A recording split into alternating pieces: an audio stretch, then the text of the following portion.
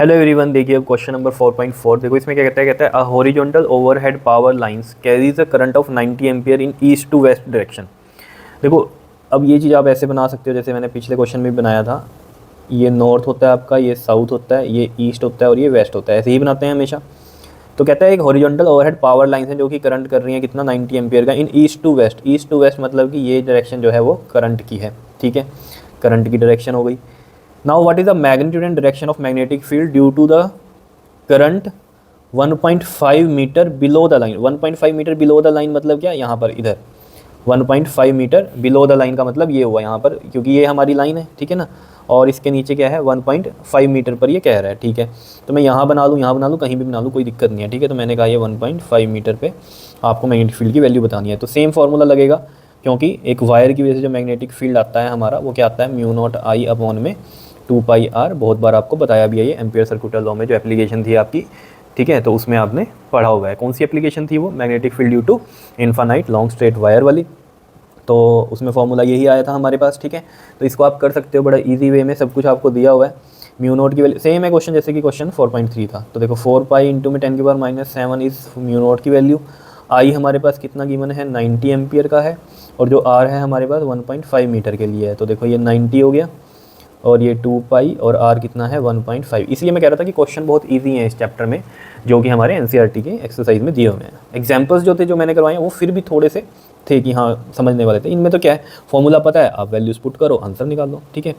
पाई से pi cut गया, 2 2 ज़ा 4, और यहाँ पर इस 1.5 का पॉइंट हटाएंगे तो वो 10 नीचे लगेगा, वो 10 ऊपर ले जाऊँगा, एंड 15 6 ज़ा 90 होता है आपके पास। तो देख लो 6 2 ज़ा कितना हो गया 12, एंड दिस इज़ 10⁻⁷ और ये 1 है तो 10⁻�6 आएगा।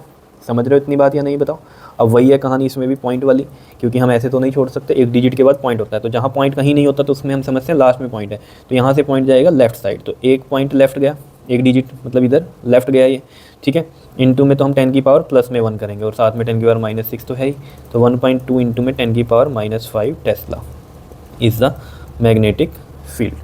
क्लियर है, ये वैल्यू आ गई हमारे पास 1.2 इंटू में 10⁻⁵ टेस्ला, ठीक है। अब बात करते हैं इसमें डायरेक्शन की। तो वही है कहानी, राइट हैंड थंब रूल लगाओ। ये रहा थंब जो है हमारा करंट की डायरेक्शन में, और ये देखो ये जो है आपका इधर से कैसा हो रहा है इनवर्ड, और इधर से क्या आ रहा है ये आउटवर्ड आ रहा है। तो अगर इस पॉइंट पे हम बात करेंगे यहाँ पर, ठीक है ना, यहाँ पर कहीं भी पॉइंट, यहाँ भी हो सकता है, यहाँ भी हो सकता है, कहीं भी हो सकता है, लेकिन जो दूरी वायर से है वो 1.5 मीटर की है, ठीक है। तो हम इसमें कैसे लिखेंगे, या तो आप लिख दो कि जो मैग्नेटिक फील्ड की डायरेक्शन है इस पॉइंट पे जहाँ भी हमने लिया है वो कैसा होगा वर्टिकली अपवर्ड, जैसे कि पिछले क्वेश्चन में भी हुआ था वर्टिकली अपवर्ड, क्योंकि यहाँ से इनवर्ड जा रहा है और ये अपवर्ड आएगा। या फिर आप ऐसे लिख सकते हो जैसे मैंने आपको बताया, ये इस तरीके से होता है ना, जैसे ये ऐसे, ये हमारा ईस्ट वेस्ट, ये नॉर्थ, ये साउथ, ठीक है। तो मैं ये वाली जो है हटा देता हूँ नॉर्थ साउथ वाली। अब सिंपल समझो, ये ईस्ट वेस्ट वाली है, ठीक है, ये थंब करंट की डायरेक्शन में हो गया, और ये इधर से इनवर्ड और इधर से ऐसे आएगा। तो ये इधर क्या था, यहाँ पर साउथ था, तो मैं लिख सकता हूँ टुवर्ड्स साउथ, क्योंकि ऐसे जा रहा है ये मैग्नेटिक फील्ड, इधर से ऐसे फिर ऐसे, और यहाँ पर कौन सा था हमारे पास साउथ था। तो मैं यहाँ से जब आ रहा है मैग्नेटिक फील्ड तो लिख सकता हूँ टुवर्ड्स साउथ। तो आप देखेंगे बुक में आंसर तो वो यही लिखा होगा, ठीक है। तो हम लिख सकते हैं direction of magnetic field is towards south. Clear है इतनी बात या नहीं बताओ, सिंपल है, कर लोगे इसको क्वेश्चन को भी, ठीक है। तो ये था हमारा क्वेश्चन नंबर 4.4, ठीक है। नेक्स्ट वीडियो में हम इसका 4.5 क्वेश्चन करते हैं। क्लियर, ओके जी, थैंक यू।